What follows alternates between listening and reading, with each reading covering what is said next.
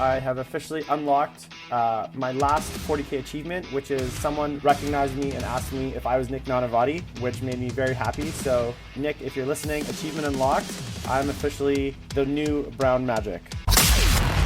Frontline Gaming presents 40k Stat Center with your host, Val Heffelfinger and the Falcon. This week on Stat Center, Seattle set our hearts on fire at TSHFT. What you gonna do when Crumble Home's 12-inch templates run wild on you at the SummerSlam GT? We saw trouble on the way as a bad moon rose yet again at the Bad Moon GT Part 3. You can't hide from us as we catch up with the folks from the Super Secret GT. Loosen your ties, your belts, and your morals when we check out the Boardroom Brawl. And we stride through the gates of hell once again to bring you news from the Hellstorm 3. Hello everyone, welcome to a very special episode of 40k Stat Center. Why is it special, you may ask? Because Val was too sleepy to record, and so we decided it was time to introduce you to our second backup host, Pablo the Rhino Martinez. Say hello, Pablo. Hello everyone, and welcome to Chapter Tactics. Whoa, Pablo. This isn't an episode of Chapter Tactics. You're right, Peter. This is a special pirate episode of 40k Stat Center, and since I suck as a 40k player, I decided to take advantage of a lethargic Heffelfinger and go after dat booty.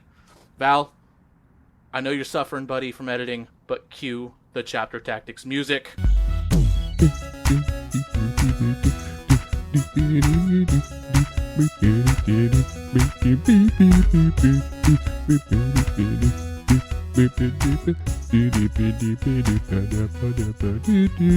Here we go, Falcon. On to the main topic.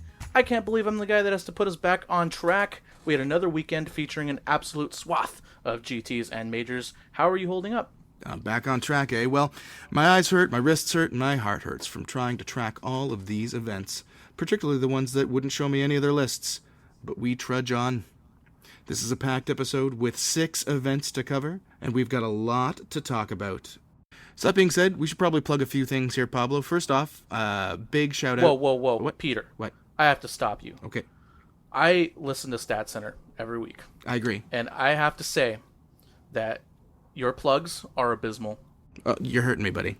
First off, this pirate episode of Stat Center is brought to you by the Frontline Gaming Network, your one-stop podcast stop for all things 40k and possibly in the future Age of Sigmar related stuff. Also, this episode was brought to you by frontlinegaming.org, where we are hosting a Mat Summer Super Sale, where you can get mats at a discount, 15% off. 15? I thought it was 20, but you know what? I'll take any deal I can get. I'm pretty sure it's 20. You know, the numbers start to get together after a while. And then finally, Peter, where can people find all these awesome lists? Oh, for sure. So we can check out any list that you want at Best Coast Pairings. Recommend you get a subscription so you can take a look at them anytime.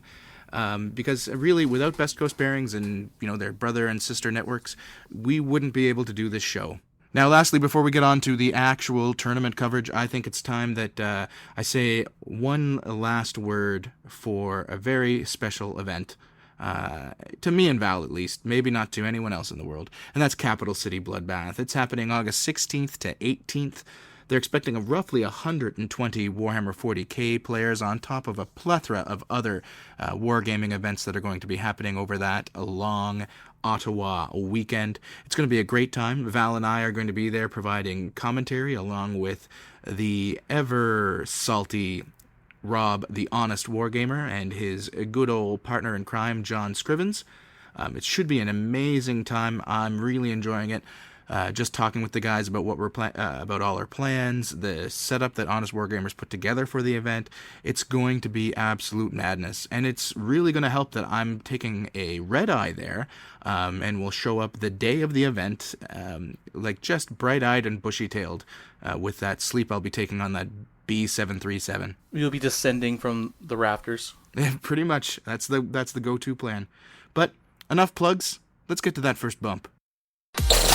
Tournament news is made possible by BestCoastPairings.com. Download the BCP TO app to organize events. for just about any tabletop game system. Download the Player app to easily find and participate in events from around the world. Subscribe to BCP for as little as $5 a month to support the team and unlock additional features. Available for iOS and Android. BestCoastPairings.com. Competitive events easier. Seattle, home and birthplace to grunge music, Starbucks, disappointing Super Bowl runs, and perhaps most importantly, to the Seattle Heart of Fire tournament. Now, TSHFT has been a stalwart bastion of competitive Warhammer in the Pacific Northwest for years, despite annual raids from Northern California tryhards, Southern California tryhards too, greasy passive-aggressive Vancouverites, and so many more. We were able to get a hold of event organizer Ben Schmololor for some background history on this lauded event. I actually am not the original TO. The event goes back to a man named Zen, who ran and created the event. He named it TSHFT, the Seattle Heart of Fire tournament, and it started out as a Warhammer fantasy tournament. Eventually grew to add 40k. It started out, gosh, I think it's been going for at least a decade or so. Well, probably close to 2 decades now. And it's really grown from there. Fantasy kind of faded away, and we've tried some other games. I came on board about 2014. But perhaps the most important thing that I can talk about in this interview is we're rebranding. We're no longer going to be TSHFT. We're changing our name to the Cascadia Championship, Cascadia Champs. This is kind of because the most common question we get is, what's TSHFT? What's it mean? And, the name's been around for a long time and we appreciate it, but given that we're all new people with it, we kind of ready to rebrand and move forward with a new name. Still going to be the same awesome event, still going to be connected with Cruise Hammer, still going to be connected with Wet Coast, and, we're going to continue to have our event grow. We're hoping soon to maybe next event have 140k players, maybe look at 40 AOS players and grow to a major. That would be really great, have some more major AOS events for the ITC. And, if we get the AOS numbers up too, we can give a full cruise ticket for that event and keep growing those communities. Now this year, TSHFT tried to breach the 100 player mark, but came up just short, landing at 88 eventual active players. Still a mighty fine accomplishment for what has become a beloved aspect of the competitive 40k scene for some 2 decades. Ben was kind enough to talk up the goings-on this year, what they expected, and how it really all turned out. But more back to the venue. The venue hall was getting a little cozy because we've grown a lot this year. We had about 90 40k players and about 30 Age of Sigmar players, but we had enough room for everybody. We had a couple extra tables left over, so there's still a little room for us to grow. We had room for streaming for an Age of Sigmar game and a 40k, so that was really nice. So there's a hotel located right next to it, so you can come get your drink on during your game, still have somewhere locally to safe place to crash. We have a lot of out-of-towners from all over the Pacific Northwest and Canada, so it's a really great, fits our needs. That being said, we are exploring some other options potentially to move the event, see if it's still cost effective, still at a hotel, see if we can get access to good, reliable things at an affordable price so we can keep giving out good prizes and investing in good terrain. Take care of you. One thing that TSHFT has really worked and grown on is trying to push good terrain. In the past, as we've grown and as the additions changed, we didn't always rise to meet that, and that was something I tried to really focus on when I came on board as a TO. And actually, I have to give big credit to Dan Miner and his wife Heather for designing these amazing terrain sets. We call them battlefields in a box, and essentially you have like a larger size building that all have a bunch of smaller buildings breaking down sides, kind of like Russian dolls, and they all can compact into these little boxes, and you can fit 2 of them in a banker's box. So you get 2 full 40k fields in a box, and there's pretty dang good coverage in them for sure. They definitely, I think, meet tournament standards, especially considering what we've seen as far as tournament goes, what tournament terrain goes as. And they're themed and they're cool, and we have more coming out as new design. So I think that's going to be really exciting for us to share with everyone. So in terms of the meta, we saw actually, quite frankly, not that many knights, in my opinion. I really was expecting far more knights to be seen. Didn't see as many Imperium armies. There was a lot more Tau than I was expecting. You saw a nice range of armies overall, but I mean, third place went to Necrons of all things. What year is that about? So that's kind of cool. I think T-Shift's always actually had a pretty good spread, especially for being such a larger event. We saw, Jim take it home with his demons. We saw, good forces of chaos present, a lot of Imperium present in Tau and Eldari. But, you saw a lot of, even mono Space Marines that were there, and that was kind of cool. There was a beautiful mono Death Watch army.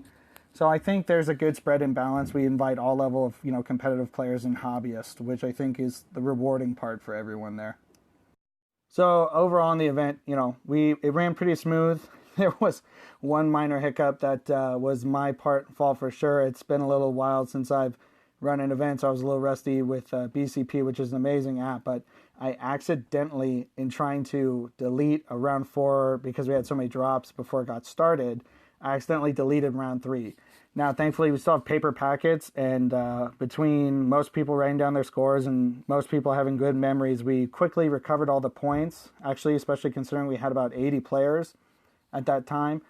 And so we were able to re-record the round in only about 5 minutes, which, quite frankly, is a thankfully mostly in part to the players. But Mitch Pelham, who was the rules TO and rules judge, was instrumental in helping organize and get everybody back. And Dan Miner played a big part in that too. So they fixed my mistake.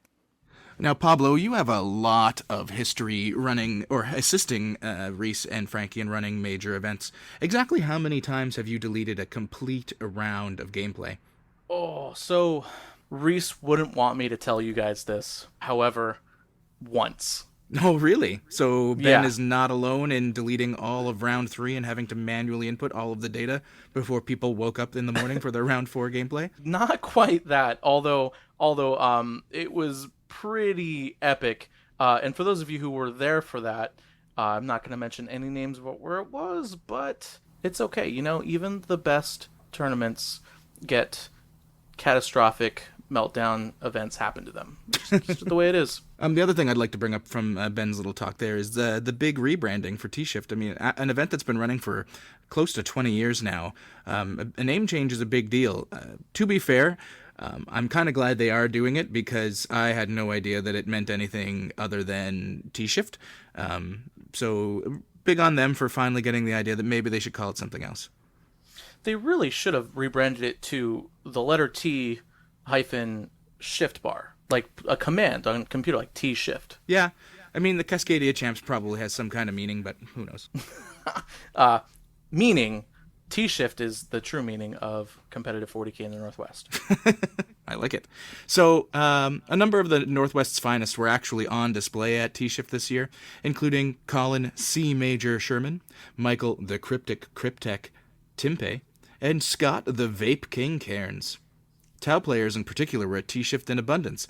In fact, for one brief shining moment after round 4, they held 3 of the top 4 spots in the event. But they could not hold a candle to one man, one myth, one legend. Jim Most Brown Magical Vessel.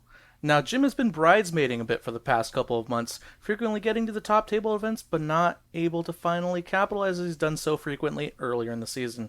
That all changed at T-Shift as the vegan pizza connoisseur brought out some new tech and showed Washington what he was all about. Now, Pablo, Val and I have this continual kind of banter back and forth over who reads lists better online. Did you want to give a go at reading Jim's list, or did you want to hear from the master first? I have a feeling that you speak these lists to yourself in your sleep and then wake up screaming binary, and then they spawn themselves in the internet. So I'm going to let you take this. That is a terrifying proposition, and you are about 70% correct. So, Jim Vessel at T-Shift, he brought a Supreme Command detachment of Thousand Suns with Ahriman and 2 Demon Princes of Tzeentch, both running them wings and malefic talons, and one of them had the Helm of the Third Eye. He then had a Chaos Demons Battalion of the Undivided type with a Changecaster, that Khorne Demon Prince of Chaos with the Super Murder Axe, and the Contorted Epitome. He then had 20 Bloodletters, 30 Horrors, and 10 Brimstone Horrors. And those 30 Horrors were of the pink variety. Lastly, he had a Nurgle Demon Detachment, battalion style with a Poxbringer, Sloppity Bilepiper, 3 Nurglings, 30 Plague Bearers, and another 30 Plague Bearers.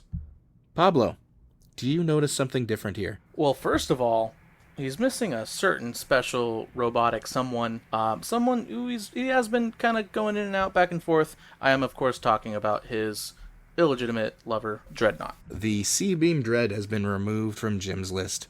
R.I.P. You helped Forge World sell many models, Jim Vessel. China almost made you a secondary citizen. But you lost out to the Caladius Grav Tank. At this point, yes, you've lost out to the Caladius Grav Tank. So yeah, Jim has dropped the Relic Dreadnought, or sorry, not the Relic, because he's Hellforged Dreadnought, in favor of the Contorted Epitome, the Mirror Master. Now, Jim did have a lot to say in particular about the Epitome. Let's hear a few words from him. Before I get into how I did, I'm just going to talk a little bit about a few list changes. So I ran my pretty standard Chaos list. I was going to run a Disco Load list with a few more toys, but I just didn't have enough practice games in it to feel confident that I was going to be able to perform at a high level. So I took my standard list. I dropped my Thousand Sun Terminator Sorcerer and my Contemptor C-Beam. May it rest in peace. Amazing model. And I threw in a Contorted Epitome, and with the extra points, I just upped my Bloodletters and Horrors to bigger squads. The Epitome was freaking amazing. If you're not playing with a Contorted Epitome and Chaos list, you are not playing Chaos. Between its powers, the fallback stopping, and the Forbidden Gem, I would say it probably won me, or at least made me easily win 3 of my 6 games. There is a few feel bads with the Forbidden Gem, but that's kind of the way it goes. But overall, great model. Definitely going to try to make it in every one of my lists going forward. So big words from the big man himself. You heard it here first. If you're not running the Contorted Epitome, you've made a terrible mistake. Now, when we caught Jim, he was sitting alone in his underwear, still a bundle of nerves coming off of his big win. We're pretty sure this is his default state of being, but it did leave a slightly jittery take on his games. As far as my matchups, my first 2 matchups were not too bad. I played, what did I play? I played Imperium, and then I played JP Mawet, who is the admin of Competitive 40k. He actually seized on me and proceeded to kill 11 Plague Bearers in his first turn with his Dark Eldar, spending both his 8 command points on both a Vect and 2 Vex, and I proceeded to roll 1 for my Plague Bearers, got 5 back, and then proceeded to charge his Venoms and tie them in combat. The 2 key kind of turning points of the game were when I crashed one of his planes by tagging it with piling in Bloodletters, and then ran the mirror next to them, crashed one of his Razor Wings, and then I also got charged by his Incarn into my Khorne Prince, but of course the Forbidden Gem came through. Incarn just stood there and then got whack-a-moled by the Khorne Prince. He was not very happy. My third game was against a really tough Tyrion match. Just barely took that one out. Fourth game was against Michael Tempe, who is the Lord Savior of all things Necron. Excellent game, probably one of my toughest matchups of the day. Was very, very tough game, and you can actually catch it on stream. My fifth game against Colin Sherman, who's also an excellent player. He is just starting Tau, so there's a few things that I was able to kind of teach him in the matchup, and we had a really close game as well. My sixth game was actually a little bit easier, and that was mainly due to the scenario. Crucible of Champions with Chaos in my list is just ridiculous. So plus the mirror against Tau. I think the Tau player only got to shoot 3 out of the 6 phases, because in every other phase he had literally nothing to shoot at. So that was very feel badsy. Also, to add on the Tau player game, he was trying to kind of be cool guy hipster dude with no marker lights for his Tau. I'm not sure if he had done a lot of narcotics earlier, or if he maybe had some sort of psychotic episode, but do not play Tau with 0 marker lights. It is a terrible idea. That is my advice to all aspiring cow players. Basically, I just tied up drones with the mirror and plague bearers and did my best not to kill any. And literally, he just didn't kill anything for multiple turns. I fed him a unit of horrors turn 3 because I started to feel bad. But I could have easily just deployed them in my deployment zone at the back, and he would have literally gotten 1 kill in the entire game. Thanks, Jim, for regaling us with stories on your win. And a big shout out to Ty Aguilera, who flew so high so fast only realized he did not have the marker lights he needed to fend off the sun. Let's round out our coverage with some last tidbits from the new Brown Magic. One thing I did forget to mention is that, and if you didn't infer this already, I did win the event. I won best overall. I did actually also win best painted, #HobbyDrac.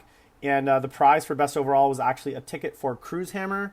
Cruise Hammer is basically exactly what it sounds. It is a cruise, a Warhammer event on a cruise. They have they have them every other year. The next one is in August of 2020. If it's a super fun event, just Google Cruise Hammer and you can find out all the details. I would definitely recommend going because I will be there. And then my next event is going to be Capital City Bloodbath in Ottawa, Ontario, and then the Nova Open. So if you guys are going to any of those events and you see me, make sure to say hi. I love meeting new people. Just don't send me your army list. Love it. Bye-bye. Ah, yeah. Once again, don't send Jim Vessel your army lists. He will block you on the internet. Now give me that bump. Tournament news. This is Colin. This is Mitch. This is Chuck. And we're from the Best in Faction podcast. And you're listening to 40k Stat Center, where one host has a really strange nickname and the other one's called the Falcon. Oh, yeah. Coming right at you right now is nothing other than the World Warhammer Federation's marquee event, SummerSlam. Oh yeah, brother, it's a 66-player ITC event in Newcastle upon Tyne, and I'm not talking about those little burgers. Oh no, brother, I'm talking about the premier city in England's northeast. So far north that it's basically Scotland. Oh yeah.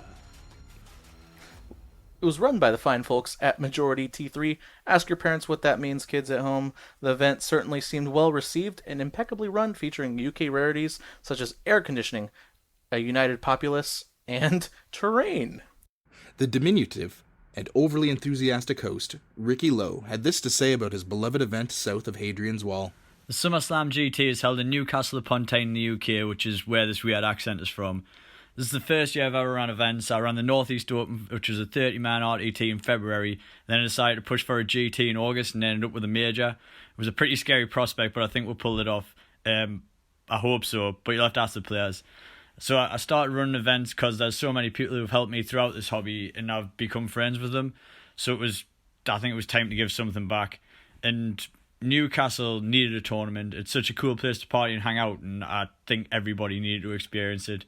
We gave out a fair few prizes from all our sponsors, but the true prizes were the TT Cocktail trophies and the SummerSlam title belt. We tried to keep our tables set layout, apart from the maybe 3 or 5 bottom tables. We did 3 this year, but they're heavily themed. So if you're like bombing hard in rounds 4 and 5, you get to play on an absolutely premium gaming table, which I think is pretty nice. And there was actually a time when a bye happened in round 2 and I got to play on one. So I thoroughly enjoyed my weekend, got 3 games in, I think. They're all supplied with battle mats and all the usual ruins, line of sight blocking. Maybe we'll do it a bit denser next year, but it was great as a whole. I think everybody thoroughly enjoyed it. If you want any takeaways from this, I would just watch the space for the Northeast Open and keep it Majority T3, baby. So, meta-wise, I knew a lot of players were coming from around the country, and I know most of them, but it was good to see it open up. Nothing rose to the top based on list design, in my opinion, but player skill was such a huge element on how everything broke down. And it made for some great games from the top tables to the bottom, and everything was super interesting to see go down. Now, at the conclusion of Day 2, there were 2 undefeated players, and one was just slightly more undefeated than the other. Let's have a look at local douche, Thomas. You do not pronounce that douche. I believe you do. I believe you do. Thomas Douche, who we're sure has never had that joke made about his name ever before, and is currently blown away by your originality. Thomas Douche, or Duce, I don't know. He's running a battalion of Death Skulls with the specialist detachment, the Dread Wog, 2 Big Mechs, not Big Macs, with shock attack guns, 30 Gretchen, another battalion of Bad Moons with a Runtard, 2 Weird Boys, and 61 Gretchen in 3 units, 15 Ludas, and then an Evil Sons battalion detachment with a War Boss with Custom Shooter and Power Claw, a War Boss on Warbike with Custom Shooter and Power Claw, a 3rd Weird Boy, and then 30, 60, 90, 100 Orc Boys. He rounds that all out with a Pain Boy on foot and a Pain Boy on Warbike. This is one of those big mobby orc lists that people love and hate to see. Still sticking with the 15 Ludas, which is actually, if you're paying attention to tournament coverage, Orcs players are starting to move away from Ludas, starting to switch to other, not unconventional, but definitely different units. However, Thomas really wanted those Ludas, and they served him well. Yeah, I agree, and it is something that's very interesting to see, this kind of battle over whether Ludas should be taken or not. A lot of the recent events that have had wins have been people that have brought the Ludas back into their lists. But, you know, there have been a couple guys out there that have been throwing out tank busters and all sorts of other wonky things. This is a question to you wacky wah warriors out there in the YouTube comments and frontlinegaming.org comment section. I want to know your opinion. Ludas or nah? Let's hear what Thomas had to say about his list and the stellar units therein. Throughout the entire tournament, I totally forgot about the Death School 6-buff invuln, so never used it once, and my Warlord traits of to reroll ones and to snipe characters. And I totally forgot to use the 3rd Weird Boy in all 5 games. I don't know why, just totally forgot it was in my list. So my approach with this list differs with what I'm actually playing. If I'm playing a close combat army that has to come to me to be effective, I'll sit back and shoot, only pushing up maybe 1 unit of boys to take objectives and to get a little bit of ball control until the threat is neutralised. Or if it's a gun line, say guard or Tau, I'm usually up in the face first turn with 40 boys trying to tag as much as I can just to shut their shooting down, but it all depends on the opposing army. Luckily at this event I managed to face pretty much every type of army, I'd say. So I had Eldar, I had Genestealer Cult, I had Necrons, I had Magnus and Morty and friends, and then finally I had Admech. As for MVPs this weekend, got to say the Looters and the Grot Shields, they always put in work where I needed them. They're a great bullet magnet as well, where people are just focusing on them, and then gives the boys then times to get up the field. And then maybe closely followed by the Shock Attack Gun Relic and the normal one, because they're great fun, and when they work, they work. When they don't work, they really, really don't work. Thomas battled his way to a 5-0 finish with his fairly classically assembled orc list, besting Simon Fitzpatrick's tricked out Admech on the second table. Let's let Thomas regale us with his war story, shall we? So game 5, and my toughest game for sure the weekend, was against Amazing Man, Simon Fitzpatrick and his pure Admech army with points set aside for a cheeky little assassin. His list consisted of 13 breachers in a few different squads with arc rifles, 10 destroyers with plasmids and flamers, 3 Daka bots, 20 rangers. He used a Vindicare assassin against me, Call, and a plethora of other assorting supporting characters. There was a lot of firepower in his list, and looking at it first, I thought there is no chance I'm going to win this game unless I go first. And at this point, he was going first, but luckily I did manage to seize the initiative and take first turn, which was crucial because I needed to kill as much as I can before he rained down fire on me. So the first thing I focused on was to kill the Daka bots, and that was crucial as they put out a hell of amount of shots, especially at my orcs, which then don't get a save and only getting the 6 up, and they would have choose through it. So luckily I did seize, I did go first, I did manage to kill his Daka bots and a few of his breachers while moving out everything to take ball control and keep him out of range of my looters and my shock attack gun. But with line of sight and the deployment type, I had to jump the looters first turn to get them stood in a good place with good line of sight on the Daka bots to take them out as a priority. From then on, it was a case of holding more than him and not allowing him to kill stuff off because of my war boss and my runt herder stopping things from running. Then mobbing units up, to jumping stuff, using greed tide to bring stuff back, and then trying to lock up as many units in close combat so they couldn't shoot or my stuff couldn't be shot. His assassin was a massive pain in the butt, as I had to be very, very careful of where to place my characters, my weird boys, my war bosses, who all play a major role in my army because they've not got great toughness. They literally have very weak save and they have very little wounds. Yes, I can heal them every so often with a pain boy, but then again, they were hiding here, there, and everywhere just to try and keep out of line of sight. But as Vindicators usually do, he rolled ones for a lot of his hits. CP rolled 3 times with a hit and rolled a 1 again on most of them, so I was quite lucky. The game went down to literally the last minutes on the clock, and I was able to win 23-18.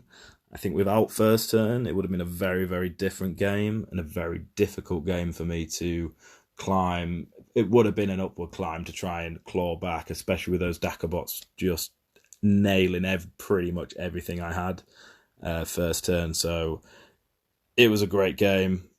Simon was a great opponent. So yeah, I was just very happy to win out the win. Now, of course, Thomas was only one of 2 undefeated players at the event, and none other than newly trimmed 40k Stat Center UK correspondent Mark the Eldari Anvil Crumblebum took the top title with a list chock full of his beloved pointy-eared sadists. Now, Pablo, if you were to go to 40kstatcenter.com/SummerSlam GT, I think you'd be able to take a look at this list. You would, and here it is.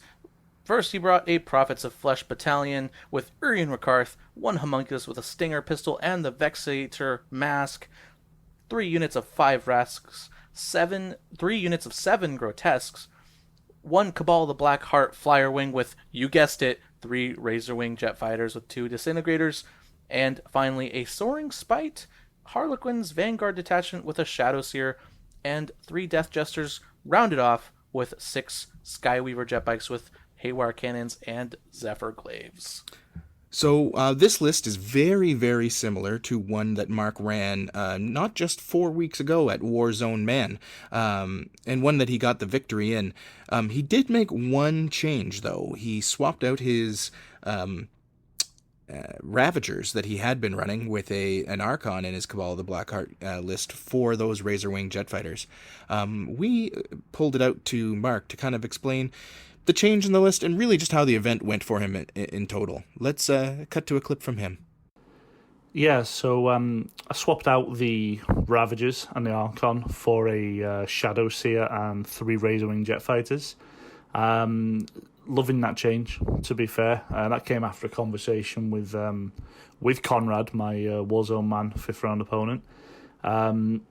The additional move, Psychic Power, really, really helps me in the sort of lengthways deployment matches to either apply threat or get the bikes into some sort of useful position.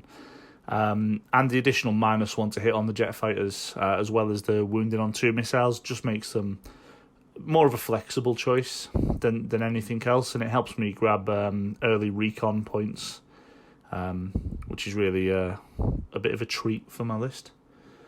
Which tends to normally just sort of be a bit of a slow crawl across the board. Definitely prefer the planes and the Psyker, and can't. I reckon list MVP wise for this this weekend, it's just got to be the Grotesques. They're so reliable, so good at controlling sections of the board, whether it's just for hold more or just for putting pressure on people.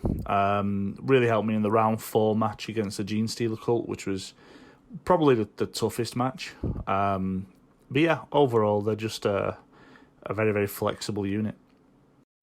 Now, Mark rolled into SummerSlam as the undisputed heavyweight champion of the Isle of Man, as I've said earlier, having just come off a victory at Warzone. Let's let Mark regale us a bit about this pay-per-view, specifically how he leg dropped, body slammed, and airplane spinned his opponent Mike the Dumpster Duff's Triple Crossed Crusader list into oblivion. I didn't have any particularly easy games, but James McKenzie with his Gene Stealer cult in round 4 was a tough match. It always is. The Grotesques really helped me apply pressure, control my section of the board. By the time he'd finally got through them all, I was too far ahead for him to catch up on points. So, that was a really tough match. And my 5th game against Imperial Knights, a new player who it turns out lives quite near to me, so I'm hoping to play him again in some practice games. He played really, really well. My list is pretty good against Knights. Again, a lot of board control. I can restrict the Knights' movement if I need to. Overall, though, just about snuck that final win. Congrats again, Mr. Crumbopulous. It is bump time. Tournament news. Hello, everyone. This is Dustin from the Stutter Scrub Podcast, and you're listening to the 40k Stat Center. From pro wrestling to wrestling with reality, we set our eyes at the Super Secret GT in Tallahassee, Florida, where the bros from Brohammer aim to replicate their trailer park successes and crush their opposition through the barbed wire and thumbtacks that make up our hearts. Cody Saltz, or Seuss, as we would say it in Canada, T.O. and head judge from the event, gave us the lowdown. Now, it should be noted that Richard the Full Windsor Siegler took one for the team and assisted in judging the event to avoid skewing the stats on ties even further. The event was the Super Secret GT. The venue was actually a store in Governor Square Mall called Super Secret Bonus Level, hence the name. It is the first year that we've held this event. We probably can't expand it anymore past 32 just for space reasons with Super Secret Bonus Level. And it's part of an ongoing group of events that me and a couple of the local boys are putting together, trying to expand and grow the local community. Started with the Gladius RTT, this is Super Secret GT, and then we're planning on hosting a Majors in the spring. All in all, the event went very smoothly. We had a rather heavy field in terms of the skill cap of the players that we had come out and join us. And once you get players of that certain skill cap, it tends to get rid of a lot of the minor rules conflicts. So that ended up going pretty smoothly, and we didn't have anybody make a jerk of themselves, which is always nice. You know, there's nobody we had to talk to about their behavior. Everybody got along pretty well, and the event flowed very smoothly. The one thing that I didn't enjoy is we couldn't start day 2 until noon, just because of the mall's policy, which is one of the reasons we'll probably not have it in the mall in the future.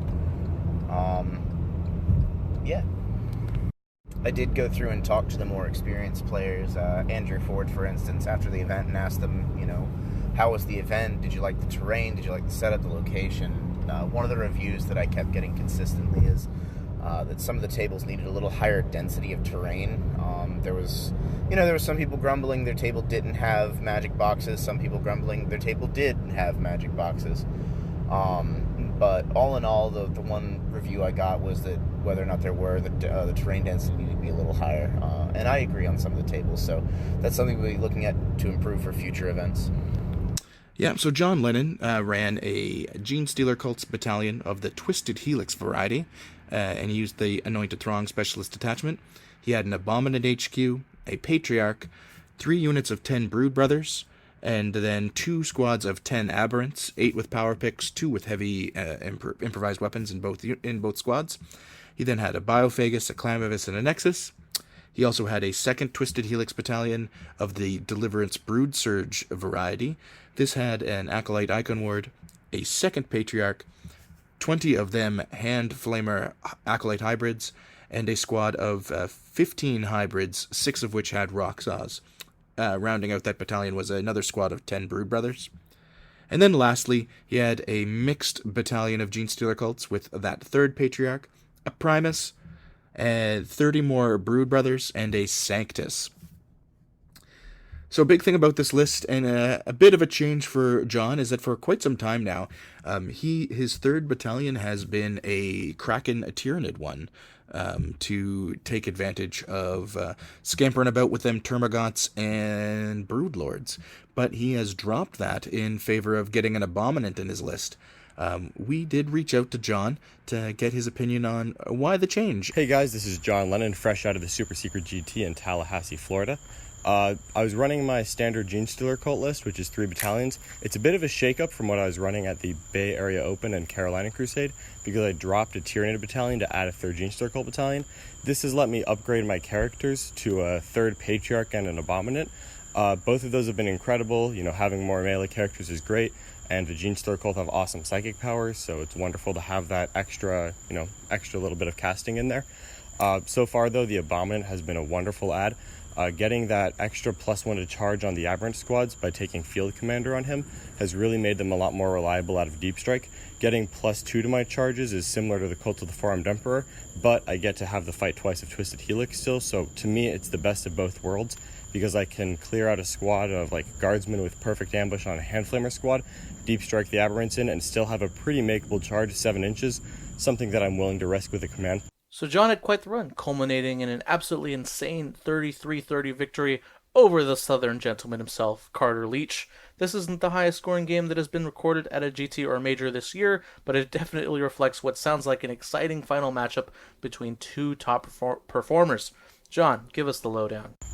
My hardest game of the weekend was round 5 against Carter Leach. Carter was running a Windrider host with 3 Autarchs, 3 large units of jet bikes, and 3 Eldar flyers, as well as several Ranger squads and a large Guardian bomb.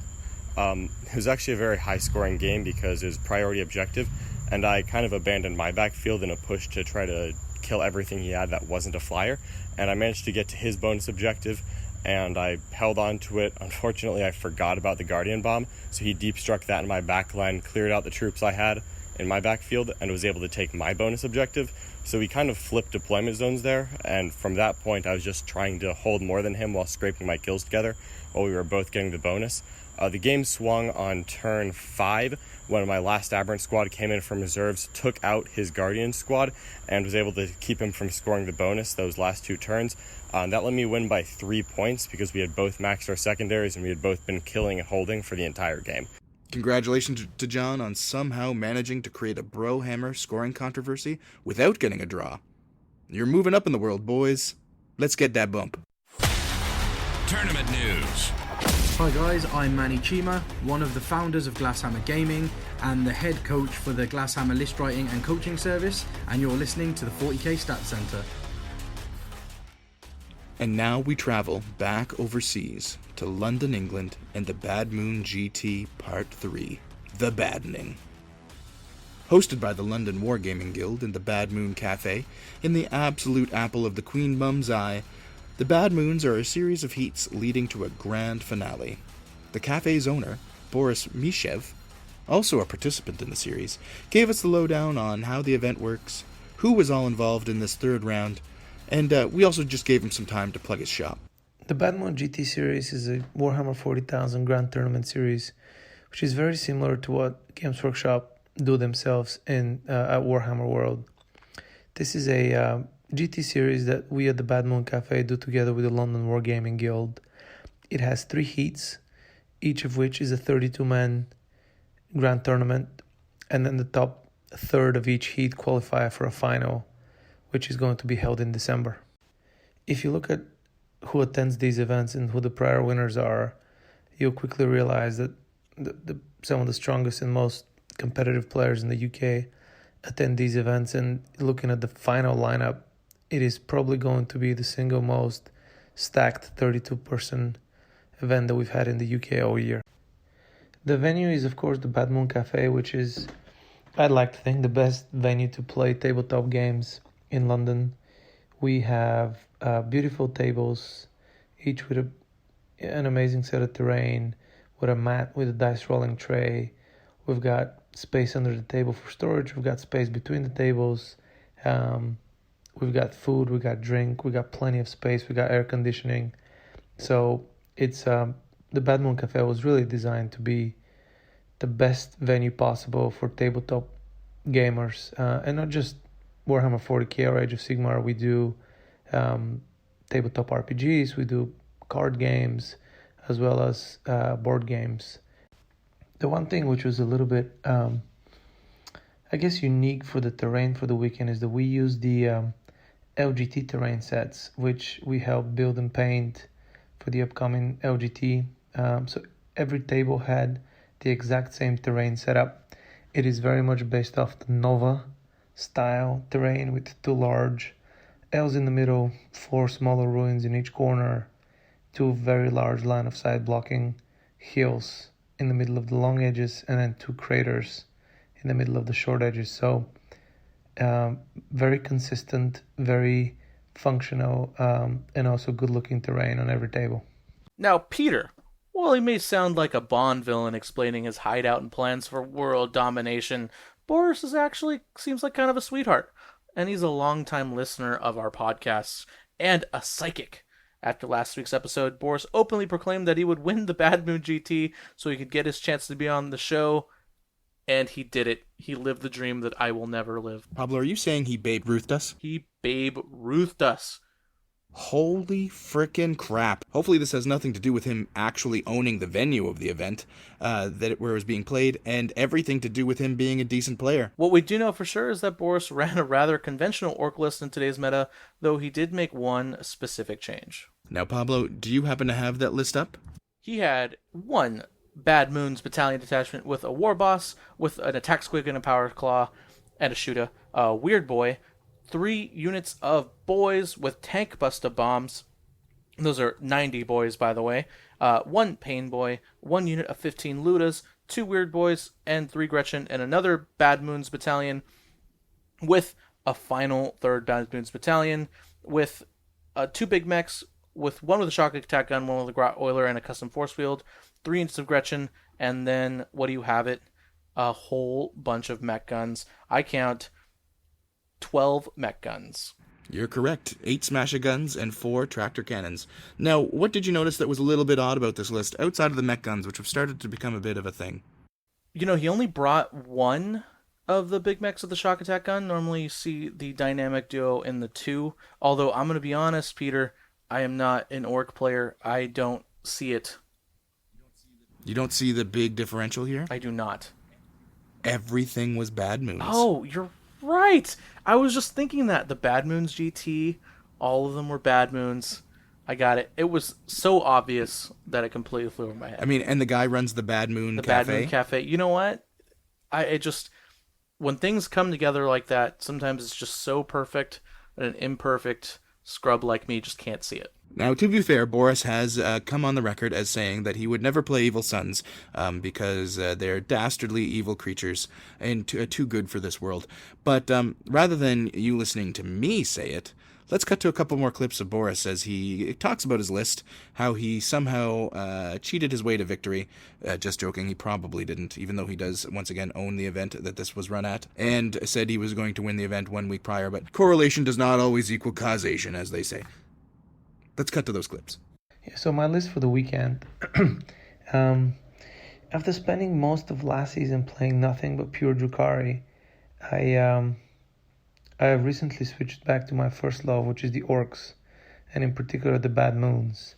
My list is pretty typical for what you see for orc lists nowadays, with 90 boys and 15 looters and 12 smash guns and some characters. But what's slightly different is that my entire list is... My army is all painted yellow. I love the Bad Moon orcs. And I think that the fluff bunny in me would die if I said that they're evil sons. Even though the +1 to move and charge is really, really helpful, I can't get myself to say that my yellow painted orcs are evil sons. MVP for the weekend... Every time you guys get an orc player, it inevitably is the relic shock attack gun, so it would be a bit boring if I said that. Although he did do 38 damage to a tank commander in the first turn of my last game, top table, so that was quite funny. But for me, it is the Ludus. I know people have very strong opinions one way or another on Ludus. I personally think they have gotten better since the nerf. Obviously rolling for shots again is not as good, but taking away mob up for them has actually made them better, I think. The 25 man looter was a bit of a trap, also less flexible, but I find that the 15 man looter unit is so incredibly versatile. the fact that they can sit at 48 inches, auto hit on 5s with exploding hits, can be the jumped around, to be hidden, can be grot shielded, can shoot again. They are extremely key to my list. In the final game, in the first turn, they killed 2 Caladius Graph Tanks. Probably a little better than average on the rows, but it just goes to show how good they are in the current meta with Eldar Flyers and -1 Custodes Graph Tanks and a lot of sort of T7 light vehicles.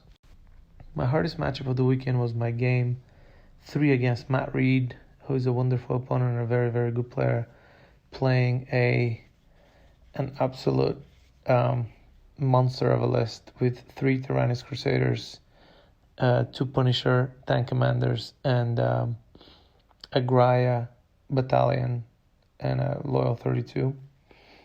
So going into the matchup, I felt like the only way that I could win is by playing very cagey and trying to score as many points as possible and try to deny him scoring as many points as possible, because his list has the firepower to basically take. So I played very cagey, got some lucky moments go my way with a shock attack gun and my Killer Claw boss, and at the end it was a 2-point victory. I think it was a 27-25 or something similar, so relatively low scoring game, but was fortunate enough to be able to pull out the victory. And there you have it. Congratulations, Boris. You did every Orc player proud. I hope we get to speak to you again soon. Now let's get one more of them bumps. Tournament news. Hey everybody, I'm Paul Murphy from Forge the Narrative, and you're listening to 40k Stat Center. Grand Forks, British Columbia, home of just about nothing exciting. Seriously, folks, we tried to do a lot of research for these events, and we got nothing, and we dug deep. As far as we can tell, nothing happens in Grand Forks per Wikipedia. It is just a place that exists. That being said, they apparently do put on a fine Warhammer GT. Hosted by, you guessed it, The Boardroom. The Boardroom Brawl was a 34-player ITC GT run by one Scott de Winter Wielke. You may remember him from one of our earliest episodes when he deftly won the amiable Bright GT in Kelowna. Scott was more than willing to provide us with all we ever wanted to know about the event, including their very unique takes on boards and terrain. I do recommend everyone take a look at their Facebook page to get an idea of how seriously they take that aspect. Just for your awareness, Pablo, in case you haven't had a chance to look, like, their terrain was absolutely insane. All of their boards were themed and off the wall. They had bridges. There was a jungle-themed one that had like a giant arch in the middle that you could go over. There was a potentially controversial one that involved a cliff that, you know, if you didn't have flying units, probably sucked. Anyway, let's cut it to Scott and hear what he had to say. This is our second year running. We're hoping to make it an annual event. We're looking to have it every August long weekend. So if you're wanting to come out to it, have your August long weekend booked off well in advance, because you will have an absolute blast. One of the highlights is we have a barbecue where everyone comes to after the night of the first night, and we all just have this wonderful shindig. It feels like a family reunion, but instead of with family who you don't always like, it's with all friends who are like-minded and have similar interests in the hobby. The venue this year was in the high school, which was high school gym, which was very well received because there was tons of space. Probably everyone had like a 5-foot ring around every table to their own table each. So we have a very unique stance on terrain. We don't use standardized ITC boards. We ask that the participants, and we announce it at the beginning of the tournament, we ask them to be aware that they're playing not just their opponent, not just the ITC missions, but the terrain as well. You have to take that into account when you're playing. It's essentially the third opponent, or the second opponent, third player, if you will. You can check them out on the Boardroom Brawl Facebook page, and you'll see there are very non-standardized ITC boards there. That said, we take a lot of pride and effort in our boards, and we ask our players to tell us which ones they like playing, which ones they didn't like playing, which ones felt thematic and fun and really immersed you in the game. This year's winner was the Graveyard, and this year's overall loser was the Cliffside Citadel. It was a very dividing map, but we enjoy the different element it brings to the game and the way it makes you think differently.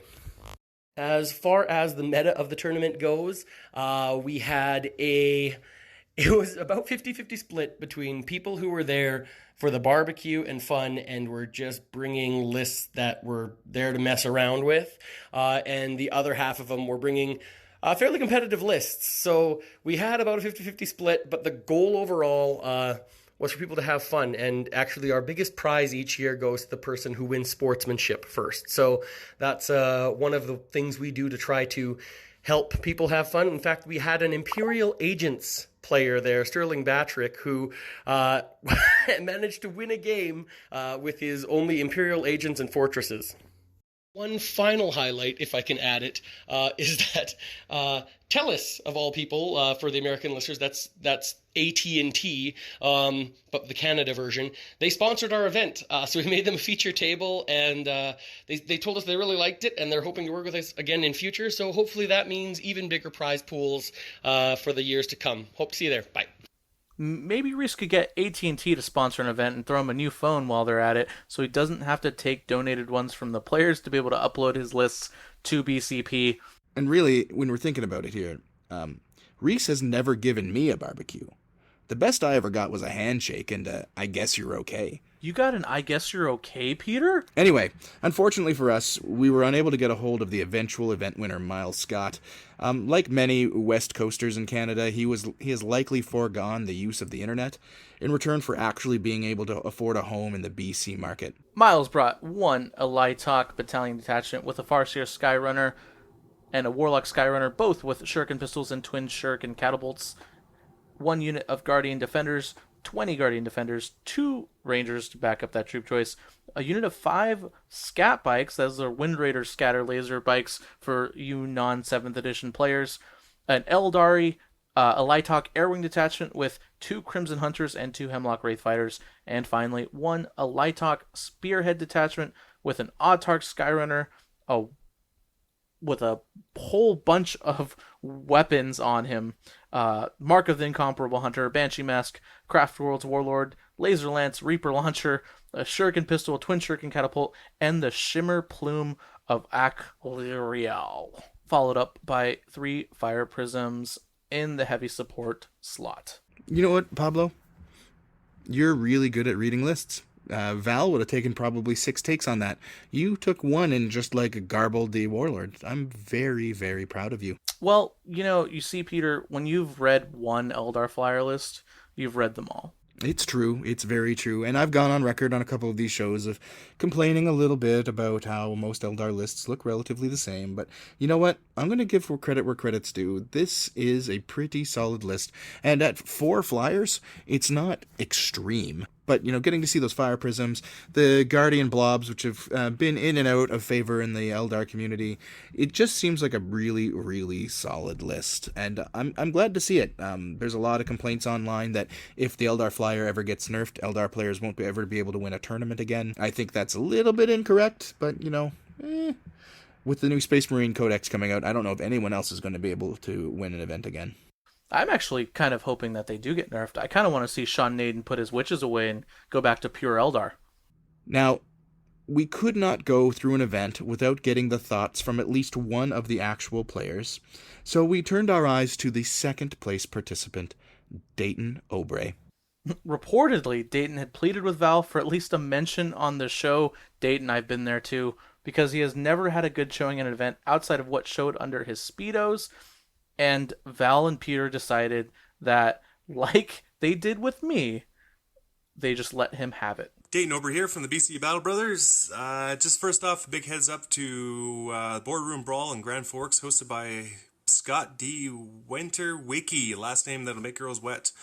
He threw a fantastic grand tournament for his second year in a row, and that was hosted by the Boardroom. And second off, I want to say how desperate does Val have to be where he gets the second place finisher of the GT to do the voice clip. First place went to Miles Scott with his super fluffy 4 flyers and 3 prisms.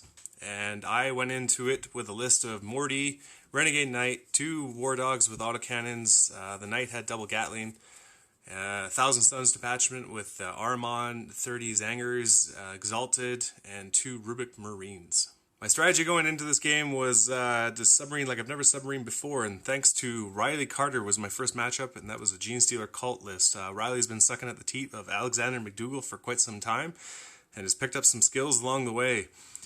He proceeded to table me in turn 3 due to bad castling on my part. After that, I had a matchup against a Necron list of a new player, just learning things out, helped him along the way, and then helped him finish early by tabling him in turn 3. And then my last match for the game was, for the day, was against a knight, or a list that was very similar. That was Luke Gullibolt. And basically what it came down to was he failed his deeds, and his knight attacked last as he charged into Mortarion and my knight and proceeded to lose it. That night they did a barbecue and social event, which was fantastic. People went pretty hard on that. And then the next morning I had a matchup against Justin Hines, who is the owner of the Boardroom. Fantastic guy, gave a lot, and he had a double knight list and Magnus and Weaver of Fates. And basically what it came down to is he charged Magnus into my knight, wasn't able to kill it, and I had the Core Knight Ruin and took out Magnus, and then Mortarion cleaned up. And then for my last match was against Chris Bennett. He had 3 Renegade Knights and 4 War Dogs. He got first turn, which was huge, and then he failed to kill anything. And then Mortarion basically went out, cleaned everything up, and I proceeded to follow him around for 6 rounds and cleaned him off the board in the 6th round. To help out with Falcon a little bit, it was a 34-player GT, and there were 16 Knights at this, and 6 Disco Lords. Quite a few Chaos, and then for people that wanted to know what I was wearing, was just a jersey and shorts. Nothing special, but we did have one of the Patreons party a little too hard, and he proceeded to try to sleep in the event, which then he got to see my ass go in his face. But other than that, it was a great event. The terrain was really special and unique, and it really helped out people that had flying units. But fantastic tournament once again, and super happy to come out of that with a 4-1 score, and add that on to my new team with the BCE Battle Bros. Thanks. Congratulations to Dayton on submarining to second place like a true competitor. May you and you beyond the Battlefield brothers continue to provide us with all the bad takes we need. Let's throw another bump. Tournament news. Scary here from Scardcast, and you are listening to Stats Center. And so we come to the beginning of the end of today's episode, with our final major to cover, Into the Hellstorm Part 3, Revenge of the Dumplin'. It happened over the weekend in Sutton in Ashfield, United Kingdom. Held at the Sanctuary Gaming Center, a game store in an actual church. Into the Hellstorm brought all sorts of top-notch UK players, including Alex Stay Hydrated Harrison, Bethany the Black-Hearted Taylor, and Simon the Piranha Pritis. And after 5 rounds of fighting, the fires dimmed, the smoke settled, and a new winner was crowned. Jay Middlecote. Middlecote? Middlecote. Midlecote. Midlecote. I like that one. Pablo. You get the Mexican in ya. Speaking of the Mexican in me, how about this list? I'm just joking. There's nothing Mexican about it. Because 3 Knight Crusaders and 2 Armiger Helverins is all that makes up this House Crast list. I know, it's both exciting and not. To be fair, this is the second pure Knights list that we've seen win a major here in the last couple of months, and that in itself is probably exciting. Here's Jay with his take on the event and his win.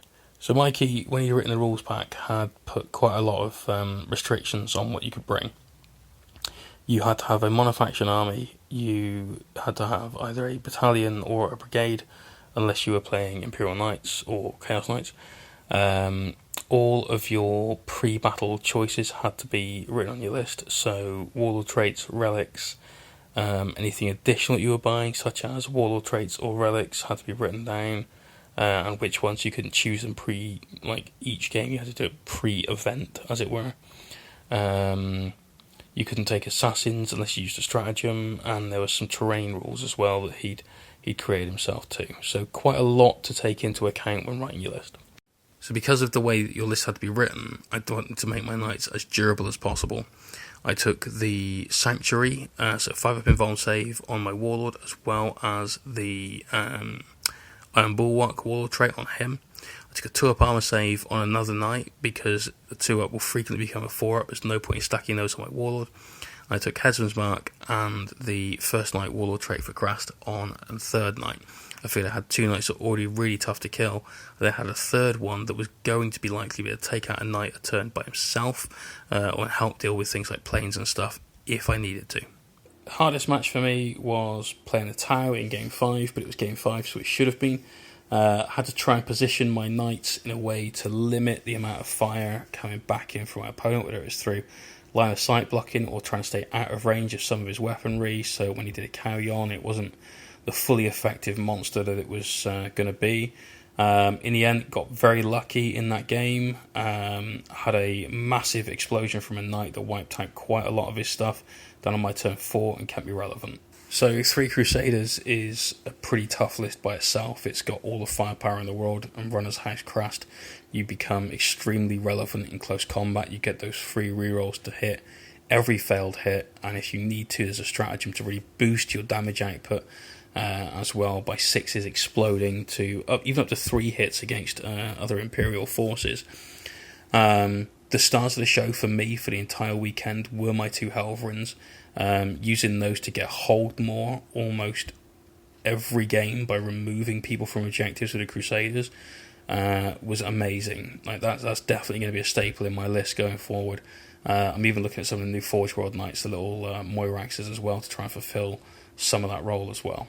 And that does it for this week's show. Pablo, how do you feel? I feel good. This was a lot of fun. This was a good showing. I hope you guys enjoyed this special pirate episode, and I hope I did Val proud.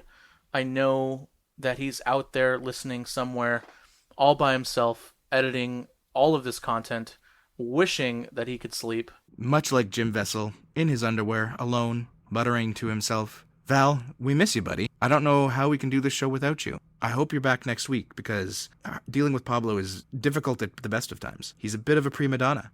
Well, hold on. Oh, speaking of prima donna,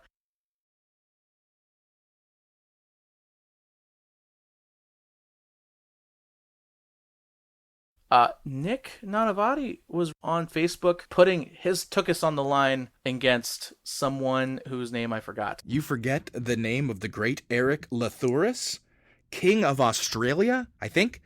Australia has a king, right? I think they're called queens, always. Yes. So Queen Eric Lathuris, he of Grey Knight and Tyranid fame, has made a bet with Nick, the old Brown Magic, about who is going to be able to come out ahead of each other at the ETC. If they do end up playing each other in the singles event in the ETC, as far as I understand it, the loser will have something tattooed on their butt. I do hope it's not Nanavati, because I would love to see the Brown Magic tattooed on someone's cheeks. Well, to be fair, I do believe the bet was that the Brown Magic is exactly what Eric would have to tattoo on his beloved butt cheeks. And Nick had something else. Originally, it was going to be Eric's name, but it's very long, and I'm sure that would hurt quite a bit. And so now I believe he has something else he has to put on there. You guys, if you look far enough online, I believe in the Comp 40k Facebook page, you'll see the video of these 2 drunken rapscallions going over the deal online. I'm pretty excited. I really hope they get to play each other. The first rounds were today of the where we're recording, at least. By the time you guys listen to this, it'll probably be over, and you may or may not know who actually fell to the needle. I just want to know which Serbian tattoo parlor they're going to go to, and it has to be done before the team tournament. Just has to. Yeah, I mean, you're right. Like, there really is no other better time than when you are in a war-torn country to get your butt done. Absolutely. And he means tattooed, by the way. Get your butt down can mean many different things. Oh, I suppose you're right. Anyway, Pablo, do you have any last words? Thank you guys very much for having me on. In all seriousness, I had an absolute blast. If you would like to hear more from me, you can hit me up at Chapter Tactics, the 40k podcast on Frontline Gaming Network. You may not have heard of it, but if you haven't, that is where I am. And Peter and Val are also co-hosts of that podcast as well. Yeah, we didn't really talk about it, but we just did an episode together where we went over a little bit of the new Space Marine previews and just like what's been winning right now with Imperium and how to deal with it. The great Grandin Brandt was on the episode along with the Witch King of Angmar himself, Reese Robbins. It was a really great episode. I'm always happy to get on the show, especially with heavyweights like that where I can feel completely intimidated and outmaneuvered throughout the entirety of the show. If you guys are super interested in helping us out, helping Chapter Tactics out, you can always check out the Chapter Tactics Patreon page. I believe this month, Pablo is going to be giving away a painted, to your choice, by the way, he's not doing it himself, contrary to popular belief, HQ model, hopefully of the Space Marine variety, as it's his favorite, but I believe he'll go with really anything that's in that size range. Am I right, Pablo? Yes, absolutely. So one lucky patron is going to win a painted character model, probably a Space Marine model, because there's a bunch of new models coming out, and I've got a lot of Space Marine lieutenants laying around. However, if you don't play Space Marines, we can do something else for you. Anyway, that's it for the show, guys. Once again, thanks for listening. I hope you all have an excellent weekend. Spread love and be kind. Bye-bye. This has been 40k Stat Center, a presentation of the Frontline Gaming Podcast Network. Like what we do? Subscribe to and rate us on YouTube and wherever podcasts can be found. Join the conversation. Follow 40k Stat Center on Facebook. You can also support the show directly by joining the Chapter Tactics Patreon and competitive 40k in general via the ITC Patreon or by grabbing a subscription to BCP.